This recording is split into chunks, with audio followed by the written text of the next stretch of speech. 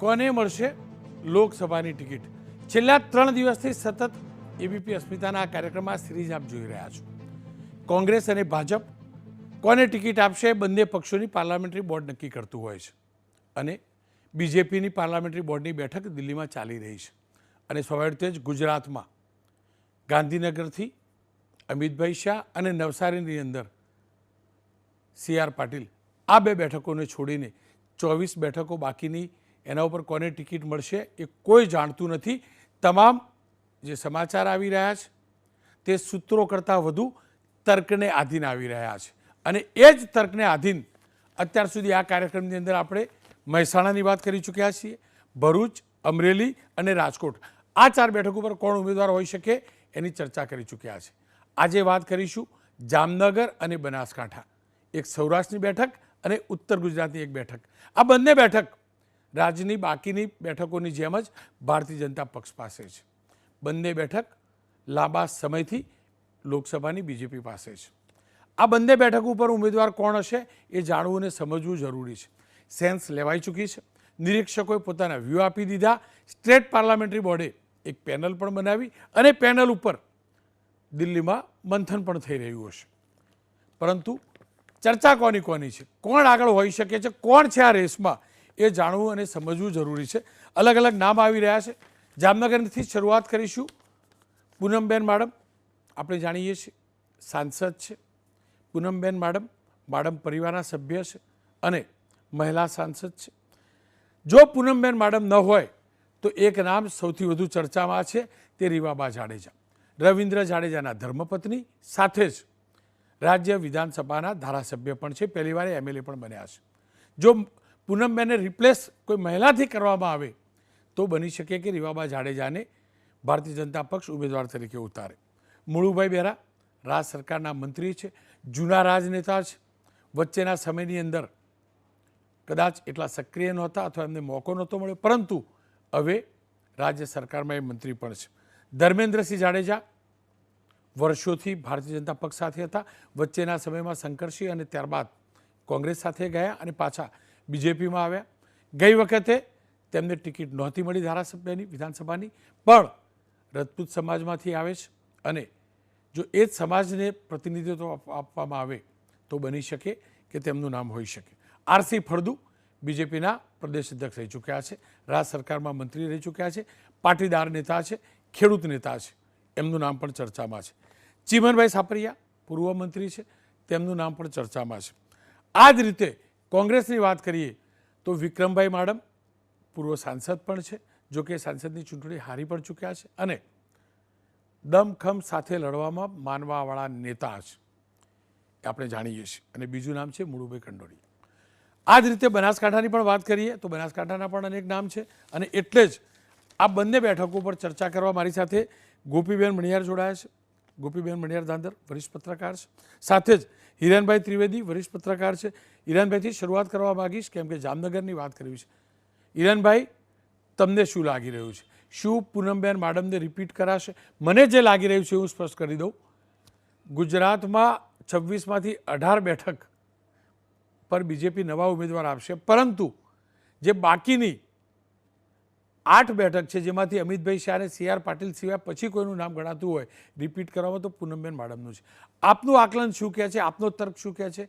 શું પૂનમબેનને રિપીટ કરાશે? જો રિપીટ ન કરાય તો રિપ્લેસમેન્ટ કોનાથી હોઈ શકે? રોહનભાઈ, આપની વાત તો બિલકુલ સાચી છે.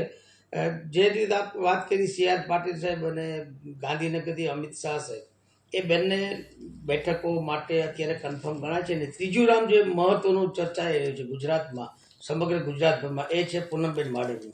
પૂનમબેન માડમની જે 2 ટર્મ સારી રીતે તેઓએ પાર કરી.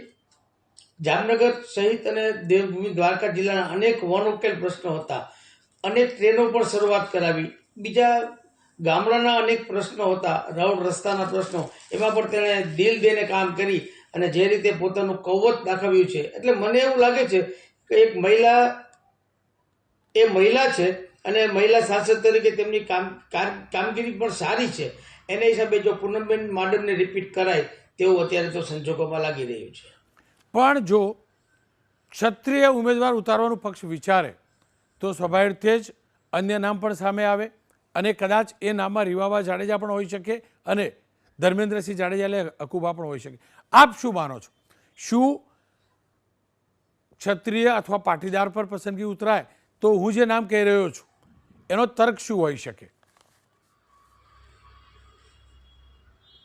આપ જે તર્ક કર્યા છો તેમાં એક વધુ નામ પણ ઉમેરું, બ્રિજરાજસિંહ જાડેજા, કે પહેલા જામજેતપુરના ધારાસભ્ય રહી ચૂક્યા છે, અકુબા જાડેજા, અને જામનગરના અત્યારે મહિલા ઉમેદવાર હતા તે રીવાબા જાડેજા. તે ત્રણેય ક્ષત્રિય સમાજમાંથી આવે છે. પરંતુ મને એવું લાગી રહ્યું છે કદાચ આ વખતે જો કદાચ પૂનમબેનને તક ના આપવામાં આવે તો પાટીદાર સમાજમાંથી કોઈ એક મહિલા અથવા એક પુરુષ, બેમાંથી એકની પસંદગી થાય તેવી પૂરી શક્યતા લાગે છે. પરંતુ હાલ તો એવા કોઈ સંજોગો દેખાતા નથી.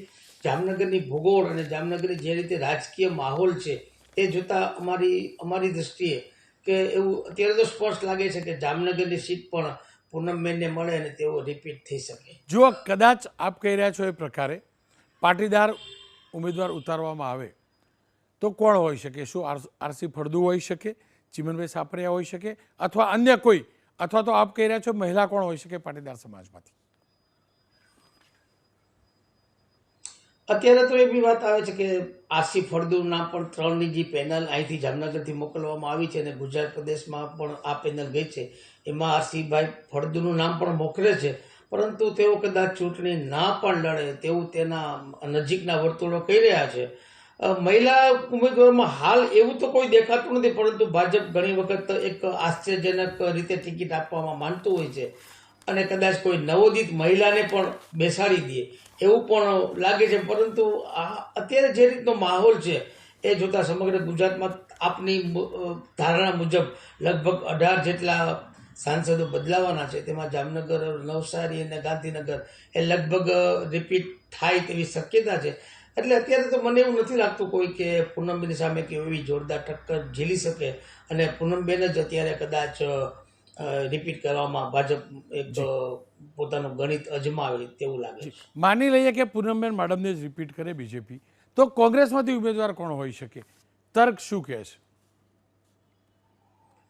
તો કોંગ્રેસની વાત લઈએ તો અત્યારે તો વિક્રમભાઈ માડમ એક ઉમેદવાર તરીકે કહી શકાય. બાકી કોંગ્રેસમાં અત્યારે જામનગર શહેર અને જિલ્લામાં વાત કરીએ તો કોંગ્રેસમાં એવી કોઈ મોટી હસ્તી નથી કે પૂનમબેન માડમની સામે ચૂંટણી લડી શકે. કારણ કે કોંગ્રેસ આખું વેરવિખેર થઈ ગયું છે. થોડું ઘણું બચ્યું હતું તે ચિરાગભાઈ કાલરિયા જામનગર વિસ્તારના પૂર્વ ધારાસભ્ય, તે પણ ભાજપમાં આવી ગયા છે. ખંભાળિયા વિસ્તારમાં પણ કેટલાક લોકો ભાજપમાં જોડાણા છે. મુરુભાઈ કંડોરિયાનું નામ આવતું હોય છે, પણ તે અગાઉ પણ વિધાનસભામાં પણ હારી ચૂક્યા છે. પણ મને નથી લાગતું કે કોંગ્રેસમાં કદાચ બીજો કોઈ એવો મહત્વનો મોટો ઉમેદવારને મૂકવામાં આવે. વિક્રમભાઈ માડમ તો કદાચ પૂનમબેન માડમની સામે ન પણ લડે. અગાઉ 1-2 વાર કહી ચૂક્યા છે કે હું ઘરમાં હોય અને અમે લોકો સામસામે બીજી વાર કદાચ નહીં લડીએ. એટલે વિક્રમભાઈ માડમનું નામ પણ મને બંધ બેસતું નથી. કદાચ મુરુભાઈ કંડોરિયા અથવા કોઈ ભીખુભાઈ વારોતરિયા છે, એ પણ અગાઉ એકવાર ચૂંટણી લડી રહ્યા છે. એવી કોઈ વ્યક્તિને કોંગ્રેસ ઉતારે, પણ કોંગ્રેસ ગમે એને ઉતારે પણ એવું જે પરિબળ જોરદાર કોંગ્રેસનું નથી કે તેઓ ભાજપને જોરદાર ટક્કર લઈ શકે. કારણ કે પૂનમબેન માડમે 1.5 લાખથી વધુ સરસાઈથી ગયા વખતની પણ બેઠક જીતી છે અને એમની જે રીતની લોકપ્રિયતા અને કામ કરવાની પદ્ધતિ છે અને લોકોના જે રીતે એને કામ કર્યા છે, ગુજરાતીમાં કહીએ ને તો બધા સમાજના કામો પૂનમબેને કર્યા છે. એટલે હાલ પૂરતું જો કોઈ બદલાવની વાત ના થાય તો ભાજપ તરફ સામે પૂનમબેન માડમ ભાજપ તરફથી, અને કોંગ્રેસ સામે તો ગમે તેને મૂકે એમાં કોઈ બહુ ફેર પડતો નથી. કારણ કે આ સીટ ભાજપના ગજવામાં જશે એવું મને સ્પષ્ટ દેખાઈ રહ્યું છે. ખેર, સ્વાભાવિક રીતે જ કોંગ્રેસ વિપક્ષ છે અને વિપક્ષ ઉમેદવાર ઉતારશે અને આપણે વિક્રમ માડમની પ્રકૃતિ જાણીએ છીએ. એ જ્યારે ચૂંટણી મેદાનમાં ઉતરે છે, જીતના જનૂન સાથે ઉતરે છે. હું નથી જાણતો, તર્ક સમજવો પણ અઘરો છે કે કોંગ્રેસ કોને ઉતારશે, જે રીતે હિરણભાઈ કર્યા હતા. પરંતુ આ જ પ્રકારની રસપ્રદ બેઠક બનવા જઈ રહી છે ઉત્તર ગુજરાતની બનાસકાંઠા બેઠક. બનાસકાંઠા લોકસભા બેઠક હર હંમેશ ભારતીય જનતા પક્ષ પાસે રહી છે. પરંતુ જ્યારે વિધાનસભાની ચૂંટણીની વાત આવે છે ત્યારે ઘણીવાર ઉલટફેર પણ થયા છે અને આપણે જાણીએ છીએ બનાસકાંઠા ઠાકોર, ચૌધરી અને મુખ્યતઃ ચૌધરી સમાજનું પ્રભુત્વ ધરાવતું, મતદાતાનું પ્રભુત્વ ધરાવતી બેઠક છે. હરિભાઈ ચૌધરી પૂર્વ કેન્દ્રીય મંત્રી પણ હતા, તેમનું નામ પણ ચર્ચામાં છે અને હાલના જે સાંસદ છે તેમનું નામ પણ ચર્ચામાં છે. આ સાથે અનેક નામ બીજા ચર્ચામાં છે. પરબતભાઈ પટેલની જે વાત કરી છે એ પણ ચર્ચામાં છે, કીર્તિસિંહ વાઘેલાનું નામ પણ ચર્ચામાં છે, ફલજી ચૌધરી મૂળ તો બનાસકાંઠાના છે, ખેડૂત આગેવાન છે, ખેડૂતોના લોકપ્રિય નેતા પણ છે, સાથે જ તેઓ ચૌધરી સમાજમાંથી પણ આવે છે. જોકે મહેસાણામાં તેઓ વધુ સમય રહ્યા છે, પણ છેલ્લા 2-3 વર્ષથી સતત પોતાના વતનના વિસ્તારમાં સક્રિય રહ્યા છે. એટલે ફલજીભાઈનું નામ પણ છે. એ જ રીતે નાવકાબેન પ્રજાપતિનું નામ પણ ચર્ચામાં છે. જોકે એ કહેવું સમજવું અઘરું છે, કારણ કે સામે કોંગ્રેસમાંથી એક જ નામ ચર્ચામાં છે અને તે છે ગેનીબેન ઠાકોર. અને ગેનીબેન ઠાકોરની જો ઉમેદવારી કરવાના હોય તો 5 લાખનો જે ટાર્ગેટ છે અથવા સંકલ્પ છે એ સંકલ્પ સુધી પહોંચવા બીજેપી થોડુંક પણ આ બેઠક ઉપર જતું નહીં કરે નક્કી લાગી રહ્યું છે. ગોપીબેન મારી સાથે જોડાયા છે. ગોપીબેન જુઓ, આ જામનગરની અંદર ભાજપના બેનને ટક્કર કોઈ નહીં આપે એવું આપણા રાજકીય વિશ્લેષક કહી રહ્યા હતા. કોંગ્રેસનો કોઈ ભાઈ ટક્કર નહીં આપી શકે, પણ અહીંયા બનાસકાંઠામાં તો કોંગ્રેસના બેન મજબૂત દેખાઈ રહ્યા. આ સંજોગોમાં તમને શું લાગી રહ્યું છે? પરબતભાઈ પટેલને રિપીટ કરવાની શક્યતા કેટલી દેખાય છે? અંગત રીતે મને 0% દેખાય છે. આપને કેટલી દેખાય છે? અને પરબતભાઈ ન હોય ઉમેદવાર તો બીજું કોઈ કોણ હોઈ શકે? બિલકુલ રોનકભાઈ, ગેનીબેનને ટક્કર આપવામાં પરબતભાઈ જે છે, કારણ કે પરબતભાઈ નો રિપીટ થિયરીમાં જઈ રહ્યા છે, એટલે એવું કહેવાય રહ્યું છે, જે તર્ક સામે આવી રહ્યા છે. આમ તો સૂત્ર નહીં કહું, પણ તર્ક જે તમે શબ્દ ઉપયોગ કર્યો કે પરબતભાઈના ચાન્સીસ ઘણા ઓછા આ વખતે દેખાઈ રહ્યા છે. અને તેની સામે જે નામ સામે આવી રહ્યું છે, જે તમારા લિસ્ટમાં નથી, એવું એક નામ છે શંકર ચૌધરીનું. શંકર ચૌધરી પોતે અત્યારે વિધાનસભામાં અધ્યક્ષ તરીકે છે અને એવું કહેવાય રહ્યું છે કે શંકર ચૌધરીને અહીંયાથી પાર્ટી ચૂંટણીના મેદાનમાં ઉતારી શકે. પરંતુ તમે જુઓ કે શંકર ચૌધરી ત્યાં ચૂંટણીના મેદાનમાં ઉતરે તો બનાસકાંઠા આખા જિલ્લાની અંદર જે રીતે ડેરી કોઓપરેટિવ સેક્ટર જે આખું બન્યું છે બનાસ ડેરીના લીધે, શંકર ચૌધરીને દરેક ગામે ગામ તેમને લોકોને મદદ કરી છે. અને સૌથી મહત્ત્વની વસ્તુ તો એ છે કે શંકર ચૌધરીનું એક્સેપ્ટન્સ જે છે એ બનાસકાંઠા જિલ્લાની અંદર દરેક ગામડામાં નાના જે ખેડૂત પરિવાર છે, જે લોકો પશુપાલકો છે, તે દરેક જગ્યાએ તેમનું એક્સેપ્ટન્સ છે. એટલે એવી એક ચર્ચા ચાલી રહી છે કે શંકર ચૌધરીને ચૂંટણી મેદાનમાં ઉતારી શકે, કારણ કે વિધાનસભામાં પણ તેમને અધ્યક્ષ તરીકે રાખવામાં આવ્યા છે. એટલે બની શકે કે તેઓ ચૂંટણીના મેદાનમાં ઉતરે. અને કારણ કે પરબત પટેલની જો વાત કરવામાં આવે તો પરબત પટેલનું કામ છેલ્લા 5 વર્ષની અંદર એવું કોઈ ખાસ કહી શકાય કે સારું કે નોંધનીય કામ જેને કહી શકાય તેવું કામ હજી સુધી આપણને નથી દેખાયું. એટલે અને પરબત પટેલ ઘણી બધી બીજી પણ ચર્ચાની અંદર રહ્યા છે. ગ્રુપિઝમની વાતોમાં પણ પરબત પટેલનું નામ આવ્યું છે ભારતીય જનતા પાર્ટીની. તો તેવામાં શંકર ચૌધરીનું એક નામ જે છે, જે વધારે ચાન્સીસ છે કે તેઓ આવી શકે છે બનાસકાંઠાની આ સીટ ઉપરથી. સામે ગેનીબેન ઠાકોર છે, પરંતુ હવે સવાલ, કારણ કે મેં પોતે ગેનીબેનનો ઇન્ટરવ્યૂ કર્યો હતો અને મેં ગેનીબેનને પૂછ્યું કે ગેનીબેન ઇલેક્શન લડશે, લોકસભાની ચૂંટણી ત્યાંથી લડવાના છે. એટલે ગેનીબેનનું એવું કહેવું હતું કે એના માટે પાર્ટી ડિસિઝન લે, કારણ કે હું કોંગ્રેસની કાર્યકર છું અને મારે કોંગ્રેસ છોડીને જવાનું નથી. પરંતુ હા, અન્ય કોઈ ઉમેદવાર હોય કે જેમને લાગતું હોય કે કદાચ પાર્ટી છોડીને જઈ શકે તો તેવા લોકોને ટિકિટ આપે તો મને વાંધો નથી. એટલે ગેનીબેન પણ તેને સપોર્ટ કરવા માટે તૈયાર છે, આવું ગેનીબેને પોતે કીધું હતું. એટલે ક્યાંક એવું લાગી રહ્યું છે કે ગેનીબેન પોતે ચૂંટણી લડવાના એટલા મૂડમાં નથી, પરંતુ હા, જે સામે હશે તેને સપોર્ટ ચોક્કસથી કરશે. સ્ટ્રોંગ છે, મહિલા નેતા છે, અને બનાસકાંઠાનું નામ આવે કે ઉત્તર ગુજરાતમાં કોંગ્રેસનું નામ આવે તો ગેનીબેન ઠાકોરનું નામ ચોક્કસથી સામે આવે. પરંતુ શંકર ચૌધરી બનાસકાંઠામાંથી એવું કહેવાય રહ્યું છે કે તેમની દાવેદારી થોડી વધારે છે. હાલાકી દાવેદાર તરીકે તેમનું નામ પણ નથી, પણ અહીંયા તો તમને ખબર છે રોનકભાઈ કે બીજેપીમાં જેનું નામ આવતું હોય એનું નામ ક્યારેય નથી હોતું, અને જેનું નામ નથી હોતું તેનું હંમેશા સિલેક્શન થઈ જાય છે. એટલે કંઈ કહેવું શક્ય નથી.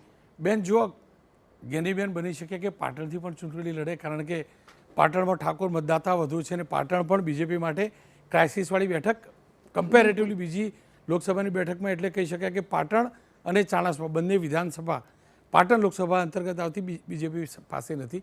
પણ ગુલાબસિંહ રાજપૂત પણ હોઈ શકે, થરાદના પૂર્વ ધારાસભ્ય, યુવાન નેતા છે અને યુવા કોંગ્રેસની રાજનીતિથી ઉપર આવતા રહ્યા છે. પણ બેન, આપ શંકરભાઈની વાત કરી, જો શંકરભાઈ સહકારી નેતા પણ છે અને અધ્યક્ષ પણ છે.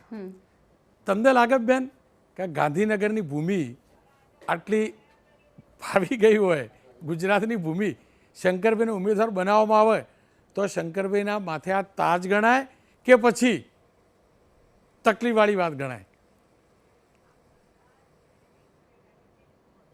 આમ તો જેને કહી શકાય, કારણ કે જો અત્યારે 5 લાખની લીડથી જીતવાનો બીજેપીનો ટાર્ગેટ છે, એટલે બીજેપી માટે 5 લાખની લીડથી જીતવું એક સૌથી મોટો ટાર્ગેટ છે અને એ ટાર્ગેટ અચીવ કરવું એ બીજેપી એના માટે તનતોડ મહેનત કરી રહ્યા છે. ને તમે પણ જોવો છો, હું પણ જોઈ રહી છું કે કઈ રીતે પ્લાનિંગ થઈ રહી છે, સ્ટ્રેટેજી બનાવી રહ્યા છે, કઈ રીતે કેન્ડિડેટને વધારે મજબૂત બનાવવાનો પ્રયત્ન કરી રહ્યા છે. પણ શંકર ચૌધરી, માની લઈએ કે કદાચ શંકર ચૌધરીને જો ટિકિટ આપવામાં આવે બનાસકાંઠાથી, અને શંકર ચૌધરી માટે તો કહી શકાય કે એમને કેન્દ્રમાં લઈ જઈ રહ્યા છે, એટલે કેન્દ્રમાં બની શકે કે ત્યાં કોઈ એવી જવાબદારી તેમને સોંપવામાં આવે તો એ પણ શક્ય છે.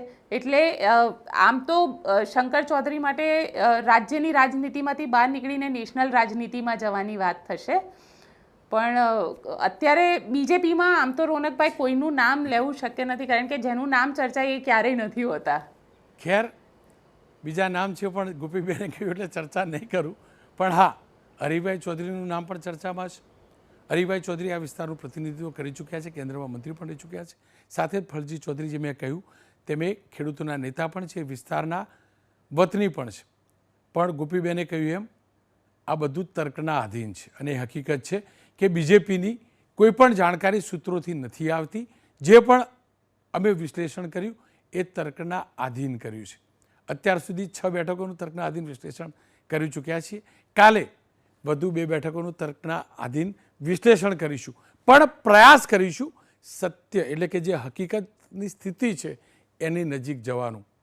પછી એ તો બીજેપીનું પાર્લામેન્ટરી બોર્ડ લિસ્ટ મોકલશે, અપલોડ કરશે, એટલે જ ખબર પડશે ખરેખર કોણ બનાસકાંઠાથી ચૂંટણી લડશે અને કોણ જામનગરથી. ખેર, આ જ સમયે આવતીકાલે અન્ય 2 બેઠકો પર ઉમેદવાર કોણ હશે એની વાત કરીશું. પણ પ્રબળ શક્યતા એ છે કે બીજેપી 100 ઉમેદવાર, દેશની 100 લોકસભા બેઠકના ઉમેદવારોનું નામ સત્વરે જાહેર કરે અને એ 100 ઉમેદવારોની જે પહેલી યાદી જાહેર કરશે એમાં કેટલીક બેઠકો ગુજરાતની પણ હોઈ શકે, ગુજરાત લોકસભાની બેઠકોના ઉમેદવાર પણ જાહેર કરી શકે. બસ આ જ સમાચાર જાણવા આપ જોતા રહેજો એબીપી અસ્મિતા, કારણ કે અહીંયા કોઈ પતંગબાજી નહીં, સચોટ જાણકારી હશે. અને જો એ જાણકારી સત્તાવાર રીતે નહીં આવી હોય તો તર્કના આધીન વાત હશે.